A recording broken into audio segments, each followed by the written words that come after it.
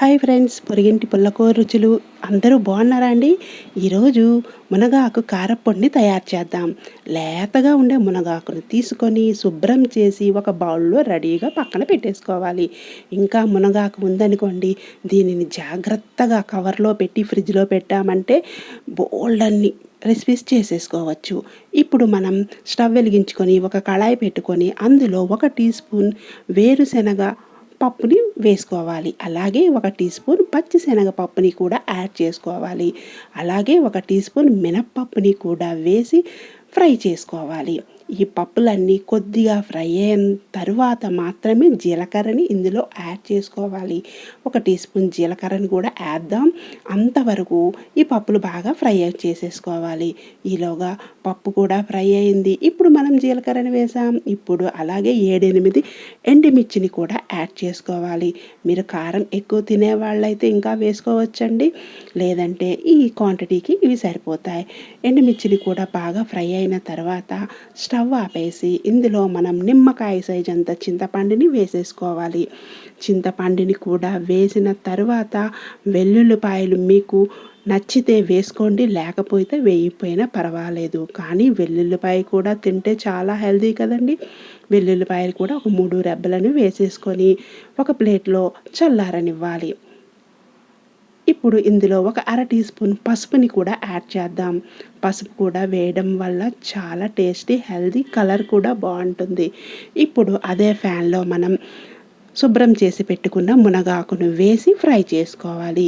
ఈ మునగాకుకి వేడి తగలగానే ముద్దగా అయిపోతుందండి. ఇలా విప్పుతూ చక్కగా ఫ్రై చేసుకోవాలి. ఈ విధంగా బాగా విప్పుతూ దానిని ఫ్రై చేసామంటే మునగాకు కూడా పొడి పొడిగా రెడీ అయిపోతుంది. ఈ వేపినప్పుడే మనం కొద్దిగా విప్పుతూ ఫ్రై చేయాలి, లేదంటే ఇరుగు చూసారు కదా, ఇలాగే ముద్దగా తయారవుతుంది. ఇప్పుడు మునగాకు కూడా ఫ్రై అయిపోయింది. మునగాకును కూడా బాగా చల్లారనివ్వాలి. మునగాకు కూడా చక్కగా ఫ్రై అయిపోయింది కదా. మునగాకును కూడా ఇలాగే ఒక 10 నిమిషాల పాటు ఉంచేసామంటే స్టవ్ ఆపేసి చక్కగా ఫ్రై అయిపోతుంది, చల్లారిపోతుంది కూడా. మునగాకు కూడా చల్లారిపోయింది చూడండి.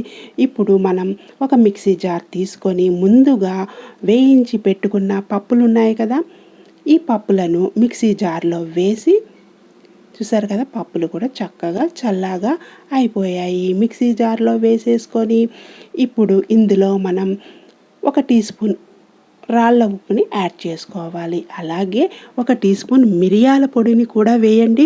మిరియాల పొడి కూడా చాలా టేస్ట్గా ఉంటుంది, కారంగా ఉంటుంది, హెల్తీ కూడా.